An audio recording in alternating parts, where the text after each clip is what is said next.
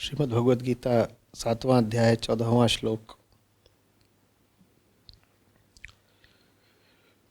जो ज्ञानी जन मुझे अनन्य भाव से भजते हैं, मेरा स्मरण करते हैं, वे मेरी त्रिगुणी माया का उल्लंघन कर जाते हैं। तो पूछ रही हैं कि आचार्य जी, मैं मन व बुद्धि से कृष्ण का स्मरण कर इस त्रिगुणी माया से कैसे पार पाऊं, क्योंकि मेरे साधन तो अपरा प्रकृति के ही हैं।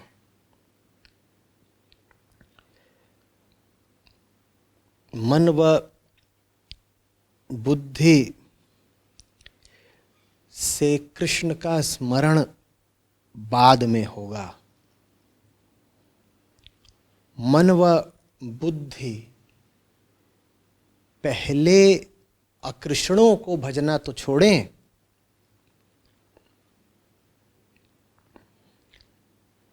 एक बात समझिए अच्छे से।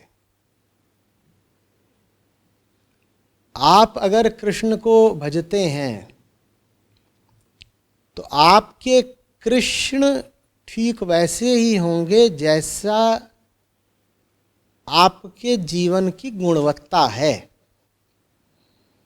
ये नहीं हो सकता कि आप 10 मूर्खों को भजते हैं दिन भर और साथ में कृष्ण को भी भजते हैं, तो ये जो 11वें हैं आपके व्यक्तिगत कृष्ण, ये सच्चे हों, ये हो नहीं पाएगा। कृष्ण अगर सच्चे होंगे तो 10 मूर्खों को टिकने नहीं देंगे। और ये बात सब कृष्ण भक्त जरा ध्यान से सुने, अपने जीवन को जांच लें, कहीं धोखा ना खा रहे हों। आपकी कृष्ण भक्ति में कितनी सच्चाई है और कितना दम है, ये जानने के लिए ये मत बताइए मुझे कि आप कृष्ण का कितना स्मरण करते हैं। आप मुझे ये बताइए आप कृष्ण के अलावा किसका किसका स्मरण करते हैं।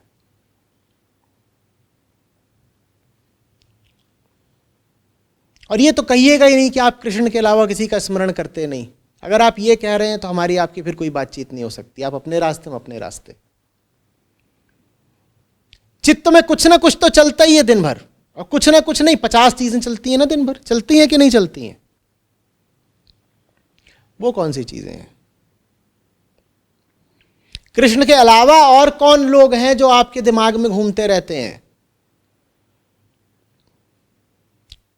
कौन से विचार, कौन से मुद्दे, कौन सी जगहें, कौन सी घटनाएं, कौन सी आशाएं, कौन से चेहरे, कौन सी आवाजें,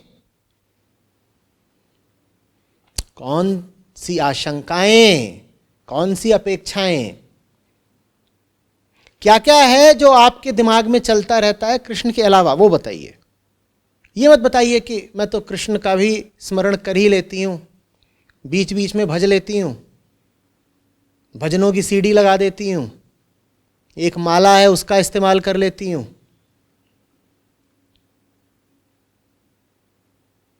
कृष्ण के नाम पर बड़े खेद की बात है, बड़े दुर्भाग्य की बात है कि बहुत सारी संस्थाएं हैं जो जबरदस्त पाखंड कर रही हैं। वो बनी ही कृष्ण के नाम पर है।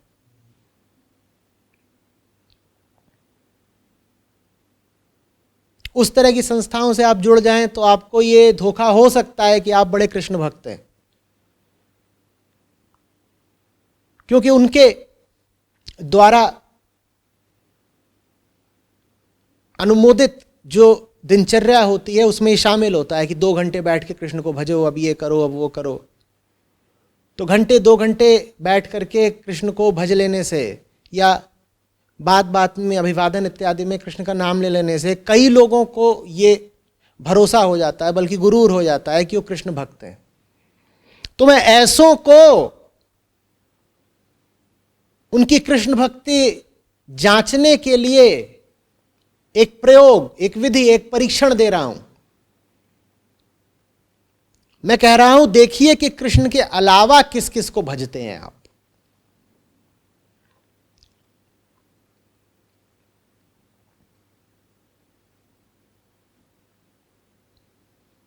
क्योंकि अगर कृष्ण सच्चे हैं आपके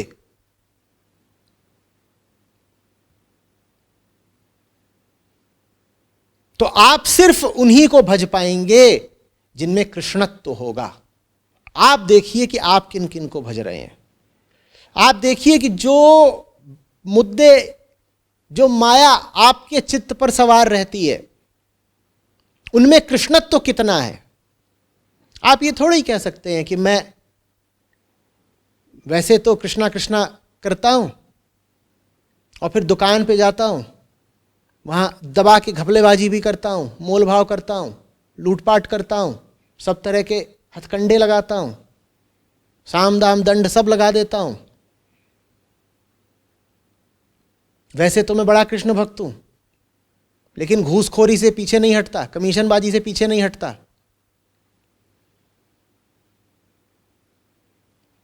ये जो कृष्ण है फिर जिनको आप भज रहे हैं, ये आपके अपने व्यक्तिगत कृष्ण हैं।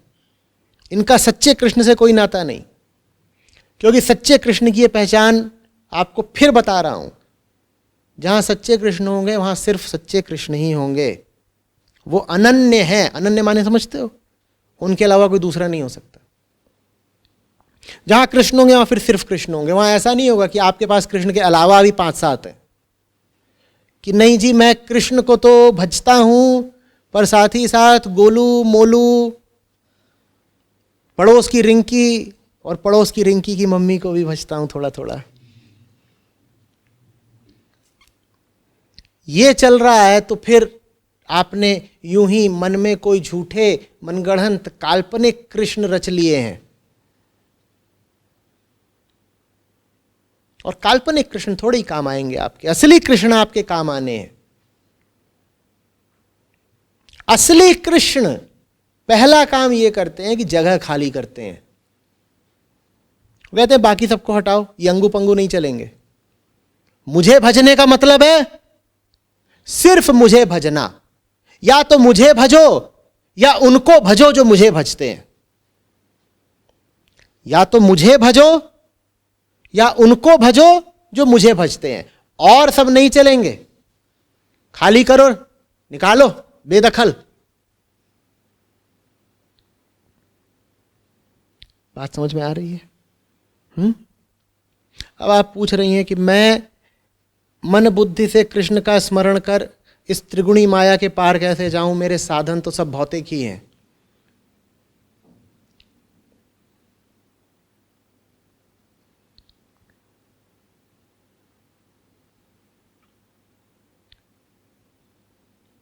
तो पहले तो स्मरण की जगह विस्मरण। पहले तो विस्मरण, विस्मरण पर ध्यान दीजिए। कृष्ण कोई वस्तु व्यक्ति विचार तो है नहीं कि आप उनका स्मरण कर डालेंगे। भौतिक तो है नहीं कृष्ण कि उनको आप पकड़ करके मन में बैठा लेंगे। कृष्ण को मन में रचाने बसाने का अर्थ होता है उन सब चीजों को भुला देना जिनमें कृष्णत्व नहीं है। कृष्णत्व का क्या अर्थ है? भगवद गीता ही बता देती है कृष्णत्व का क्या अर्थ है। कृष्णत्व का अर्थ होता है असीमता, अनंतता।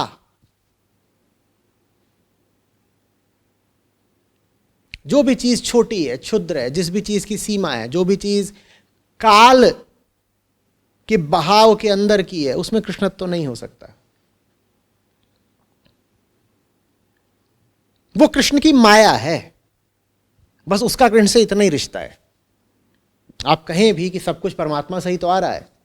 हाँ, परमात्मा से ही आ रहा है, पर परमात्मा स्वयं बोल रहे हैं कि ये मेरी माया है। काहे फंस रहे हो उस चक्कर में? और ये जो सामने त्रिगुणी संसार है, इसी संसार में वो तत्व भी मौजूद हैं जो कृष्ण तक ले जाते हैं। भूल भुलैया है ये दुनिया, पर इसी भूल भुलैया में वो रास्ता भी है जो बाहर ले जाता है। योद्धाओं से बहके और भ्रमित और रक्त पिपासु पशुओं से भरा हुआ है कुरुक्षेत्र का मैदान।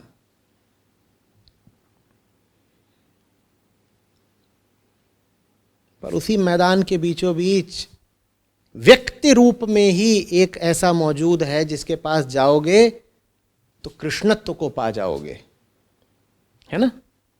वो जिसके पास कृष्णत्व मिलता है उसका कुरुक्षेत्र में नाम कृष्ण है। वो जिसके पास कृष्णत्व मिलता है सदा उसका नाम कृष्ण नहीं होता। और कुरुक्षेत्र में भी याद रखो, हजारों योद्धाओं के बीच वो एक अकेला ही है, एक अकेला है। बहुत आसान है उससे चूक जाना। ध्यान न दो तो बिल्कुल चूक जाओगे, कहोगे जैसे बाकी सब योद्धा हैं, सारथी हैं, वैसे ही ये भी हैं अर्जुन के रथ पर, चूक जाओगे।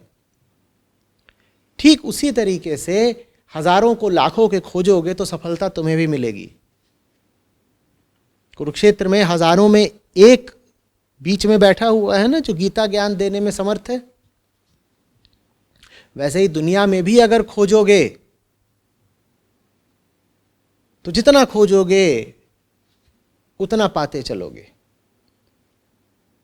जहां कहीं भी हो तुम, जिस भी समय में हो, जिस भी देश में हो, जिस भी परिस्थिति में हो, खोजो। पास नहीं तो दूर सही, लेकिन मुक्ति का दरवाजा मिलेगा जरूर। इसी त्रिगुणी माया के भीतर मुक्ति का मार्ग भी है, इससे बाहर कहीं नहीं है। बाहर तुम जा ही नहीं सकते जब तक शरीर पकड़े हुए हो, जब तक जिंदा हो। आसपास तो यही है ना दुनिया, संसार। इसी संसार में विवेक पूर्वक सही निर्णय करना होता है। इसी संसार में सही निर्णय से सही कर्म करना होता है। उसी सही कर्म के लिए कृष्ण तरीका बता गए हैं, निष्काम कर्म।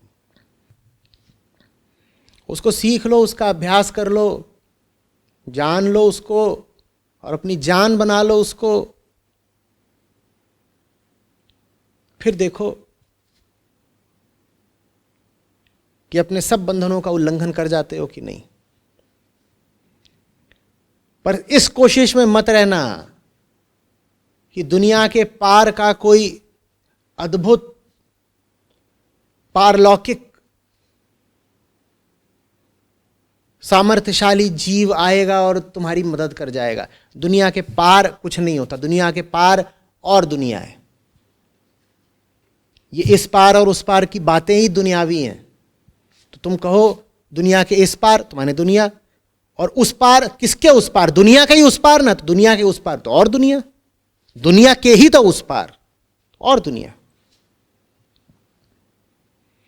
कोई कहीं बाहर से नहीं आने वाला, बाहर कुछ होता ही नहीं। जो कुछ है यहीं पर है। इसी कुरुक्षेत्र के धूल भरे मैदान में सब आशंकाओं और निराशाओं के बीच मिलेंगे कृष्ण, यहीं पर हैं।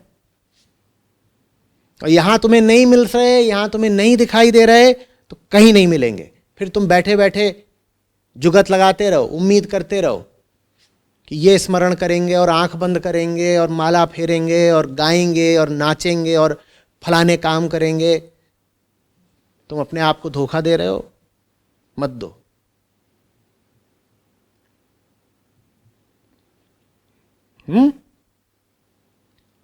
और ये भी समझ लो, इससे पहले कि नई नई छवियां बनाओ,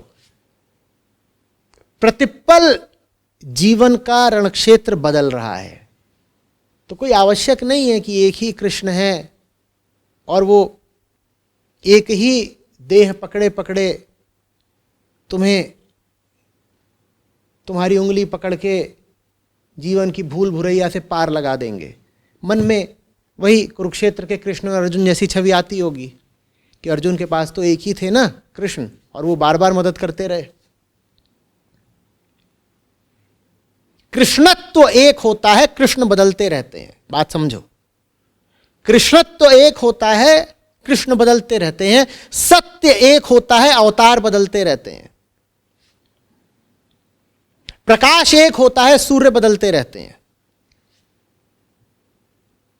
तो जीवन में भी अलग अलग जगहों पर, अलग अलग मुकामों पर, अलग अलग परिस्थितियों में बहुत संभव है कि तुमको अलग अलग रूपों में कृष्ण मिले।